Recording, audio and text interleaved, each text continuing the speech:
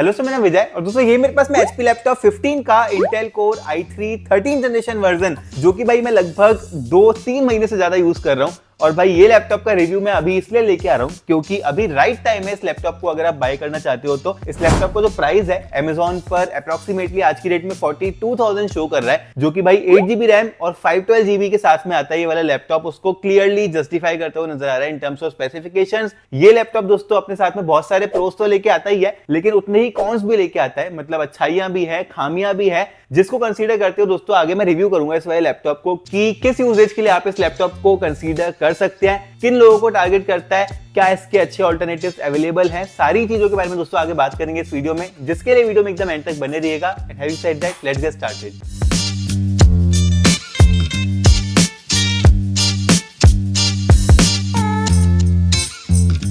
सबसे पहले उस अनबॉक्सिंग एक्सपीरियंस के बारे में बात करते हैं, जहां पे हमें अपना लैपटॉप मिल जाता है और ये चार्जर मिल जाता है। अब दोस्तों ये एक राउंड पिन वाला चार्जर है, एक 65 वॉट का राउंड पिन वाला चार्जर, जो कि चार्ज तो डिसेंट टाइम में कर देगा आपके लैपटॉप को। लगभग 1 घंटे के अंदर फुली चार्ज हो जाता है ये वाला लैपटॉप। लेकिन राउंड पिन ना दोस्तों, जैसे कि हम सबको मालूम है, बहुत ही पुरानी टेक्नोलॉजी हो चुकी है। तो अभी सारे लैपटॉप्स के ब्रांड से मैं बोलूंगा कि भाई टाइप सी पे मूव कर जाओ, काफी ज्यादा सहूलियत हो जाती है यूजर्स को। ये लैपटॉप टाइप सी पोर्ट से भी, और जो यूएसबी पोर्ट देके रखा हुआ है ना, एक यहाँ पे देके रखा हुआ है लेफ्ट साइड में और राइट साइड में भी एक यूएसबी पोर्ट देके रखा हुआ है। दोनों ही पोर्ट्स यहाँ पे 5GB पर सेकंड तक की सिग्नलिंग रेट को सपोर्ट करते हैं। और यहाँ पे HDMI पोर्ट है, जो कि HDMI 1.4B वाला पोर्ट है। ये HDMI 2.1 वाला पोर्ट नहीं है, जो कि Amazon ने गलत मेंशन करके रखा हुआ है। मैंने यहाँ पे लिस्टिंग चेक करी कि 2.1 वाला है, तो मैंने कहा काफी अच्छा है। लेकिन जब रियल स्पेक्स चेक करे तो HP की वेबसाइट भी मेंशन करती है कि ये HDMI 1.4B वाला पोर्ट है। उसके अलावा हमें चार्जिंग पोर्ट मिल जाता है राइट साइड में, और लेफ्ट साइड में यहाँ पे एक 3.5 मिलीमीटर हेडफोन जैक भी देके रखा हुआ है इस वाले लैपटॉप ने।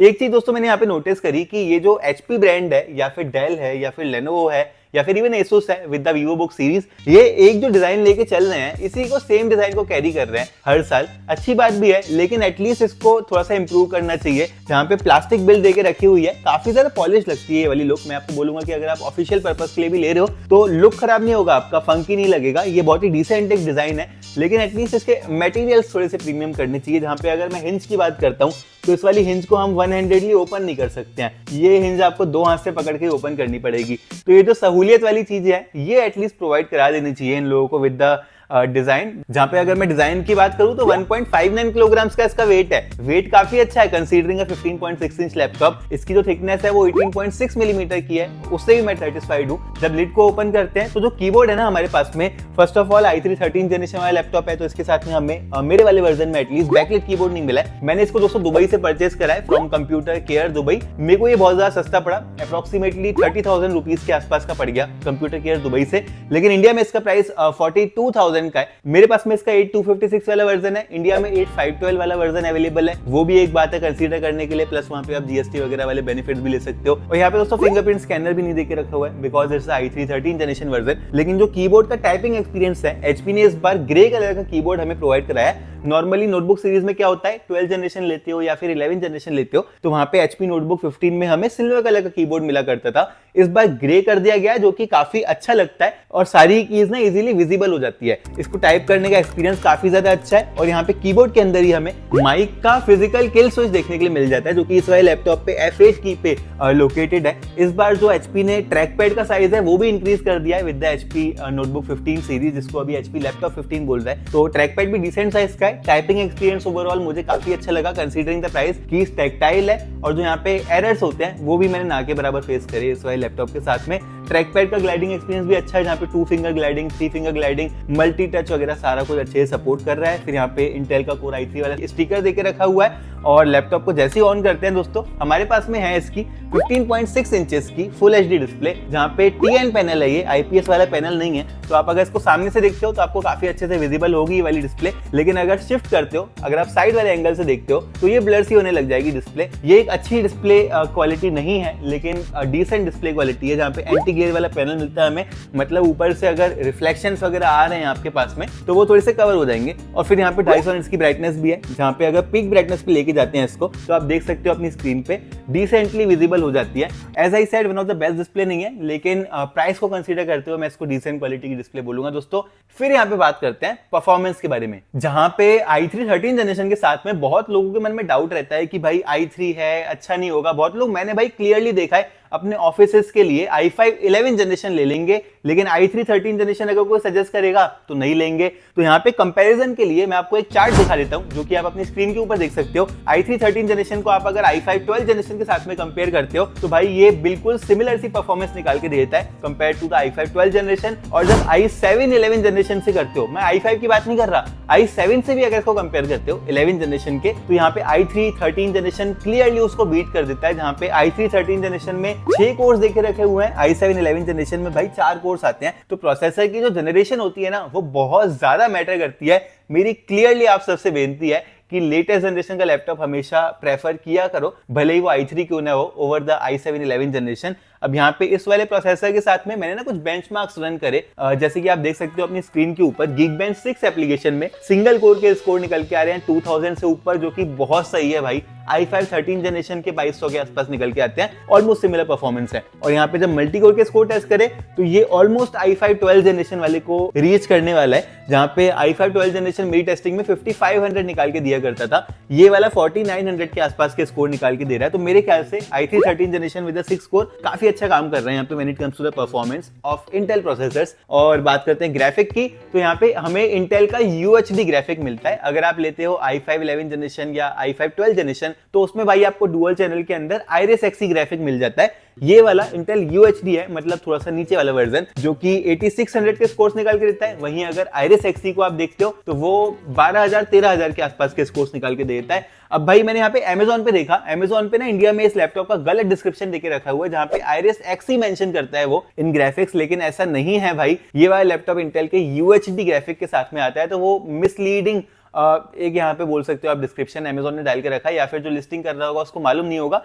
लेकिन इसके अंदर इंटेल का UHD ग्राफिक आता है। रैम और SSD यहाँ पे अच्छी क्वालिटी की देके रखी हुई है, जहाँ पे रैम DDR4 है 3200 मेगाहर्ट्ज वाली, इसको आप अपग्रेड भी कर सकते हो। और जो SSD है वो यहाँ पे Gen 4 वाली डाल के रखी हुई है HP ने, जहाँ पे जो स्पीड है वो आप देख सकते हो अपनी स्क्रीन के ऊपर, not one of the best, लेकिन डिसेंट स्पीड्स निकल के आ रही है इन SSD। And you can upgrade the SSD also, अगर आपको 512 से 1TB करना है इन फ्यूचर, तो आप एक NVMe M.2 SSD डाल के वो कर सकते हो। मैंने एप्लीकेशंस रन करी multiple at the same time, तो रैम मैनेजमेंट वगैरह भी डिसेंट निकल के आ रहा था इस वाले लैपटॉप का।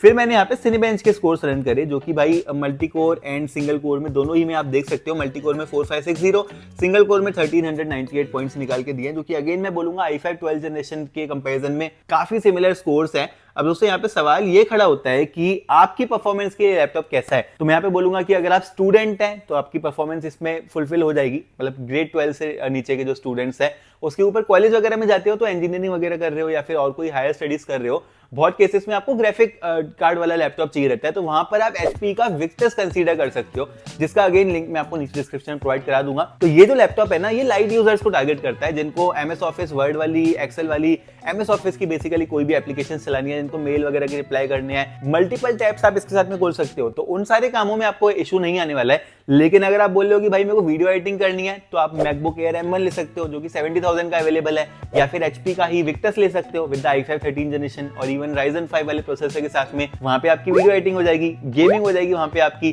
तो ये जो लैपटॉप है ना, ये अलग यूजर्स को टारगेट करता है, जहां पे आपको बिगनर हो, लैपटॉप सीखना है, तो अच्छी स्पीड के साथ में ये वाला लैपटॉप आपको लैपटॉप सिखा सकता है। MS ऑफिस वर्ड वगैरह सारा कुछ चला सकते हो इसके अंदर। लेकिन अगर आप पावर यूजर हो, तो मेरे कहने का मतलब ये है कि आप और दूसरे लैपटॉप देख सकते हो। कुछ अच्छे लैपटॉप्स की लिस्ट मैंने आपको नीचे डिस्क्रिप्शन में प्रोवाइड कराई हुई है, तो आप वो भी जाके चेक कर सकते हो। फिर यहाँ पे दोस्तों बात करते हैं इस लैपटॉप के स्पीकर्स के बारे में। स्पीकर्स इसके अंदर दोस्तों पीछे की तरफ देके रखे हुए हैं, 2 स्पीकर्स है यहाँ पे 1.5 वॉट वाले, जो कि लेफ्ट एंड राइट कॉर्नर में देके रखे हुए हैं, तो आवाज दबेगी नहीं। अगर गद्दे वद्दे में रख के करोगे तो दब जाएगी, लेकिन अगर टेबल पे रखा है ना, तो ये साइड से लिफ्ट होके आते हैं, ऐसे आवाज दबेगी नहीं। कैसे साउंड कर रहे हैं आप आगे देख सकते हो।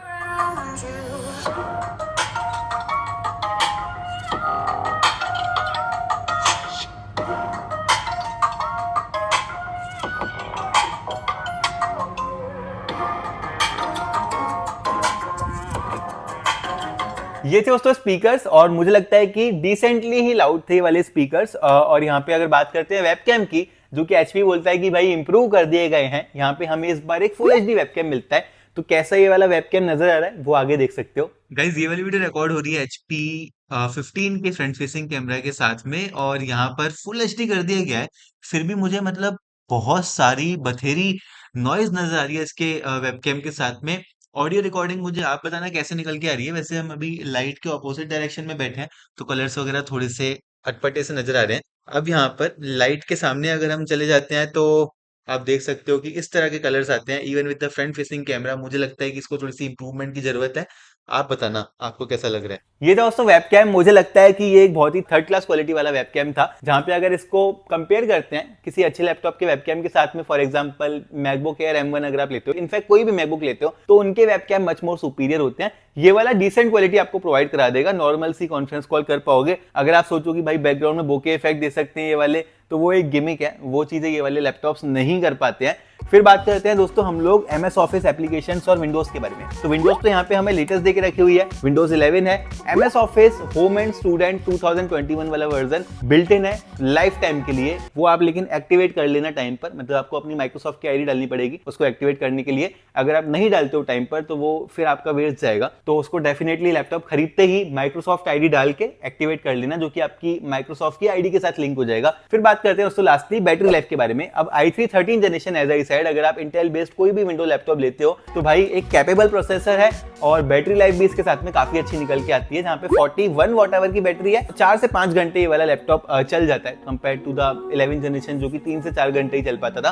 तो बैटरी लाइफ इस वाले लैपटॉप के साथ में इंप्रूव करी गई है बिकॉज एक पावर एफिशिएंट प्रोसेसर डाल के रखा हुआ है HP ने। चार्ज करने के लिए एज आई सेड 1 आवर के अंदर अंदर आपका लैपटॉप फुली चार्ज हो जाएगा with the charger provided inside the box. Type C के साथ चार्ज नहीं कर सकते हो, जैसे कि मैंने पहले ही आपको बता दिया है। तो बहुत सारे कॉम्प्रोमाइज है इस लैपटॉप के साथ में और बहुत सारी अच्छाइयां भी हैं, जैसे कि i3 13 जनरेशन के साथ में जो परफॉर्मेंस निकल के आ रही है इन दिस प्राइस सेगमेंट, वो मुझे लगता है काफी अच्छी निकल के आ रही है। अब यहाँ पे 2-3 आपके जो फ्रीक्वेंटली आस्क्ड क्वेश्चन रहते हैं उसके मैं अभी इस वीडियो में जवाब दे देता हूँ कि i3 12 जनरेशन लें या फिर 13 जनरेशन लें। तो यहाँ पे मैं जैसे कि अभी बोलता हुआ आया हूँ, हमेशा लेटेस्ट प्रोसेसर लेना चाहिए। कंसीडरिंग द प्राइस 42,000 का ये वाला अवेलेबल है, i3 12 जनरेशन इस लैपटॉप का 35,000 का अवेलेबल है। अगर आप 7,000 एक्सपेंड कर सकते हो तो मेरे को लगता है कि आपको बड़ा ट्रैकपैड मिलता है इस लैपटॉप के साथ में, ग्रे वाला कीबोर्ड मिलता है और यहाँ पर परफॉर्मेंस भी डेफिनेटली इंप्रूव होती हुई मिल रही है, वर्थ है इन्वेस्ट करना। फिर अगर आप बोलते हो कि भाई i5 13 जनरेशन लें या फिर हम ले i3 13 जनरेशन, तो उस केस में मैं बोलता हूं कि i5 13 जनरेशन अगर आप ले रहे हो इस लैपटॉप का,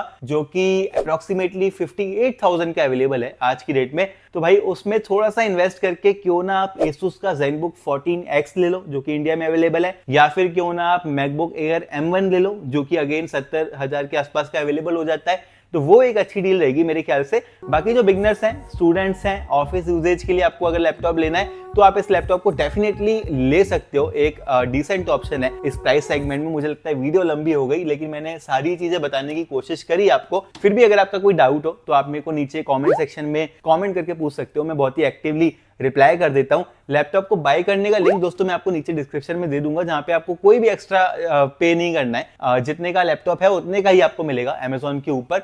वीडियो को दोस्तों लाइक कर सकते हो, शेयर कर सकते हो अपने दोस्तों के साथ में। चैनल को जरूर से सब्सक्राइब करके जाना दोस्तों, इंस्टाग्राम पे भी फॉलो कर सकते हो। और फिर मैं आपसे मिलता हूँ अपनी अगली वीडियो में।